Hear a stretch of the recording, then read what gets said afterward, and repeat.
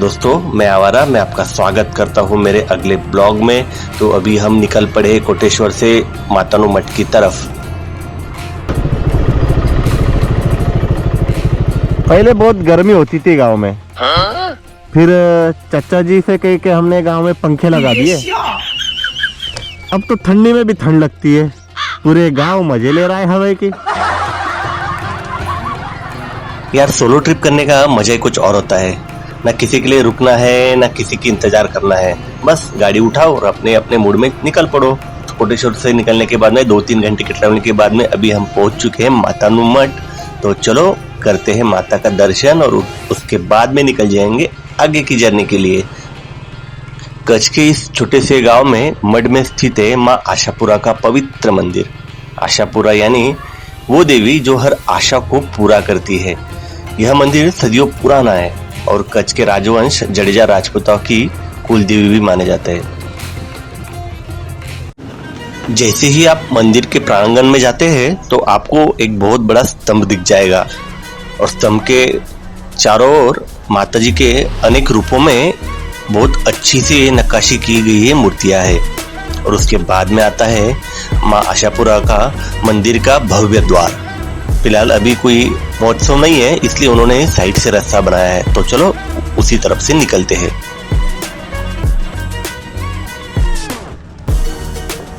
यह मंदिर सदियों पुराना है और कच्छ के राजवंश जडेजा राजपूत और चौहानों की कुल देवी भी माना जाता है। इतिहास के पन्नों में जाए तो माना जाता है कि यह मंदिर लगभग 14वीं सदी में स्थापन हुआ था, लेकिन असली पहचान मिली जब कच्छ के शासकों ने इसे अपनी कुल देवी माना। भुज के राजा बड़े हर निर्णय लेने से पहले माँ आशापुरा का आशीर्वाद लेने जरूर आते थे। एक पुरानी कहानी है जिसमें कहा जाता है कि एक समय में एक साधक ने यहाँ माँ की कठोर तपस्या की थी। दिन रात बिना रुके बस एक ही प्रार्थना की कि माँ मुझे दर्शन दो। कई सालों की तपस्या के बाद में आशापुरा माँ प्रकट हुई और उन्होंने एक शर्त रखी, आपको मठ में मेरा एक मंदिर बनाना होगा और हाँ, जब तक मंदिर पूरा ना हो जाए तब तक कोई भी मेरा दर्शन नहीं करेगा। भक्तों ने मंदिर बनाना शुरू किया, लेकिन आजिलता इंसान की सबसे बड़ी कमजोरी है। मंदिर पूरा होने से पहले उस साधक ने दरवाजे खोल दिए और उसी पल माँ की अधूरी मूर्ति, जो भी पूरी होने में समय था, वो अधूरी ही रहेगी। अब अगर आप देखेंगे आशापुरा माता की जो प्रतिमा है वो आज भी अधूरी है। अधूरे टाइम में दरवाजा खोलने की वजह से मूर्ति पूरी नहीं बन पाई। आज भी अगर आप देखेंगे माँ की प्रतिमा तो भले ही अधूरी बनी है, लेकिन फिर भी उनकी शक्ति पूरी है। कहते हैं जो सच्चे दिल से यहाँ आता है माँ उसकी हर आशा पूरी करती है। इसीलिए लोग यहाँ सिर्फ दर्शन करने नहीं आते हैं, अपनी उम्मीदें लेकर आते हैं। अपनी अधूरी आशा को पूरा करने के लिए माँ आशापुरा का दर्शन लेते ही आपकी संपूर्ण आशा पूरी हो जाती है। नवरात्रि के समय यहाँ लाखों श्रद्धालु आते हैं और पूरा कच्छ जय माँ आशापुरा से गूंज उठता है। रेगिस्तान के इस शांत कोने में माँ का ये दरबार सिर्फ एक मंदिर नहीं है, ये उम्मीद है, विश्वास है और शायद हम सबकी अधूरी इच्छाओं का जवाब भी है। तो अभी हम कोटेश्वर महादेव से निकले थे और मातानु मठ आशापुरा माता जी का मंदिर है, तो वहाँ पे अभी हमारा दर्शन हो गया है। तो बट अभी टाइम काफ़ी है और मेरा भी ऐसे कुछ रुकने का मन है नहीं, तो मैं सोच रहा हूँ कि मैं यहाँ से सीधा अभी भुज के लिए निकल जाता हूँ। भुज पे अनूप अग्रवाल जी जो थे कल में मिले थे लखपत में, तो वो भुज में ही रुकने वाले। तो मे भी हो सकता है शाम को उनके साथ, दिन में तो शाम उनके साथ बिता सकते हैं। तो अभी यहाँ से कम से कम मुझे 100 किलोमीटर के लगभग में ड्राइव करना है, तो मे भी 2-2.5 घंटे तक लग सकता है। तो चलो निकलते, दर्शन तो हो गया है। भुज का देखते हैं आज की शाम कैसी रहती। तो दोस्तों मातानु मठ आशापुरा जी का दर्शन लेने के बाद में अभी मैं निकल पड़ा हूँ भुज की तरफ। मुझे 2.5 से 3 घंटे का रास्ता दिखा रहा है, बट सुबह के ना थोड़ा खाने में कुछ ठीक से जुगाड़ बैठा नहीं, तो मुझे थोड़ा भूख भी लगा है। तो देखते आगे में कहीं अगर जगह मिली अच्छी सी तो कुछ खाते हैं और उसके बाद में अंधेरा होने से पहले मुझे पहुंचना है भुज में, ताकि वहाँ पे रहने का जुगाड़ जो है, वैसे तो अनु भैया है, बट फिर भी देखते हैं, प्लान भी तो तैयार रखना ही पड़ेगा क्योंकि भाई हम सोलो राइडर है और सभी जो चीज़ें वो ऑन द स्पॉट ही होता है हमारे। ऐसे कोई एडवांस बुकिंग वगैरह नहीं है, तो उस हिसाब से हमें प्लान करना है।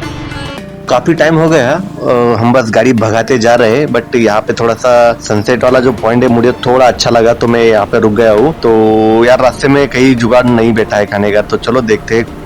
मेरा ना आज थोड़ा पानी पूरी खाने का मन कर रहा है, तो मैं काफ़ी टाइम से पानी पूरी का ठेला ही देख रहा हूँ, क्योंकि जब से निकला हूँ तब से लाइक ऐसे कुछ चटपटा कुछ खाने को नहीं मिला है। तो चलो उसी को ढूंढते हुए हम आगे बढ़ते हैं।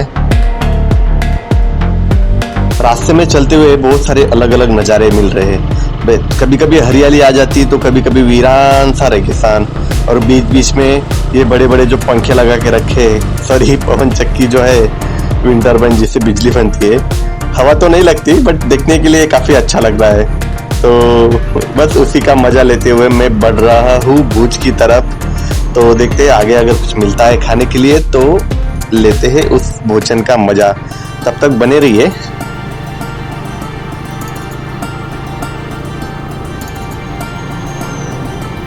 अभी हम पहुंच रहे हैं भुज के नज़दीक में। भुज में अभी है 40 किलोमीटर के लगभग। तो पिछला जो गांव था, पता नहीं यार कभी था, नाम पढ़ते नहीं आया मुझे, तो वो छोड़ दिया हमने। खाने का जुगाड़ तो हुआ नहीं कहीं पे। चलो आगे ही देखते हैं।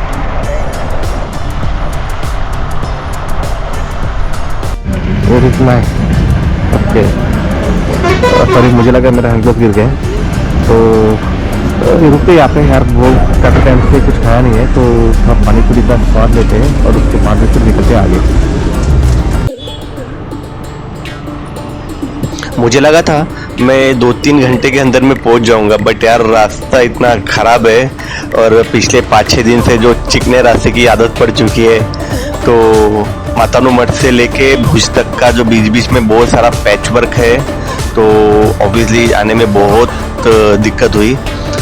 थोड़ी देर पहले हमने थोड़ा पानी पूरी खाया, और अभी जैसे हम भुज के अंदर में, मतलब भुज यहाँ से नज़दीक ही है, बट वही अपना इंडिया का ट्रैफिक।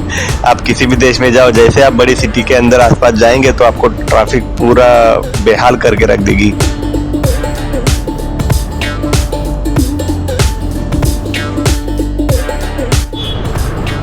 तो दोस्तों अभी हम पहुंच चुके हैं भुज में, बट ट्रैफिक की वजह से काफ़ी लेट हो चुके हैं। हम ऑलमोस्ट 1.5 घंटा लेट है, जो भी हमने एस्टिमेट टाइम निकाला था उसके।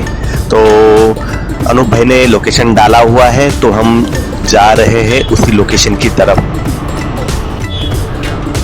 बीच बीच में बहुत सारे ट्रैफिक सिग्नल्स क्रॉस करके हमें पहुंचना है कम से कम आधे घंटे के अंदर, नहीं तो फिर हम लेट अगर हो गए तो हमारे रहने के वांदे हो जाएंगे। तो चलो भगाते गाड़ी और निकलते हैं आगे।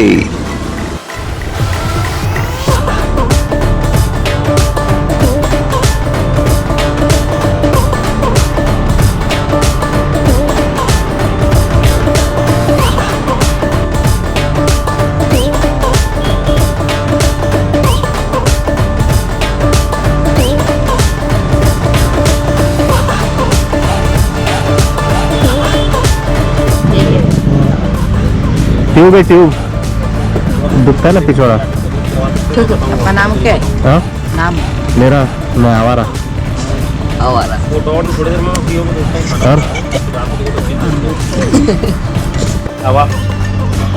उसके अलावा फिर मैं तो मातानु मठ से निकले हम, और जैसे कि हम तय हुआ था हमारा, हम भुज में रुकने वाले हैं।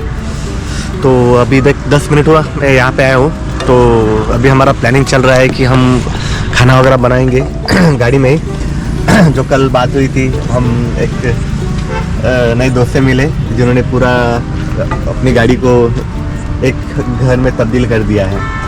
तो आज की शाम जो है उनके नाम है, और हम खुद खाना बना के खाने वाले हैं, और उसके बाद में फिर जाने वाले हैं वो गुरुद्वार की तरफ। तो अभी आज का तो यही प्लानिंग है, बाद में कल का रास्ता अलग अलग हो जाएगा। पता नहीं, अगर भैया आए वापस से पूना में तो मिलना होगा, नहीं तो फिर हम कहीं ना कहीं तो इंडिया में मिल ही जाएंगे उनको। तो चलो अभी तक तो खाना तो बन रहा है, तब तक आप भी कुछ मज़ा लीजिए, हम खाने का मज़ा लेते हैं। अनूप भैया भी हमारी तरह सोलो ट्रैवलर है, बस फर्क इतना है कि हम 2 पहिए पे है और वो 4 पहिए पे। हमें रहने के लिए जुगाड़ देखना पड़ता है और उनका रहने का इंतजाम वो खुद लेके ही चलते हैं।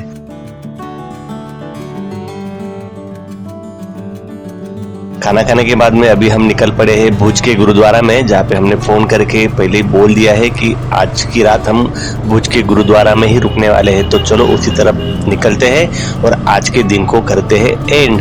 तो हाँ, एपिसोड नंबर 13 कल ही आएगा, तो उसे जरूर देखिए और आगे का जो भी सजेशंस वगैरह हो तो जरूर मुझे बताइए और हाँ, चैनल को सब्सक्राइब जरूर कीजिए। तब तक के लिए बाय।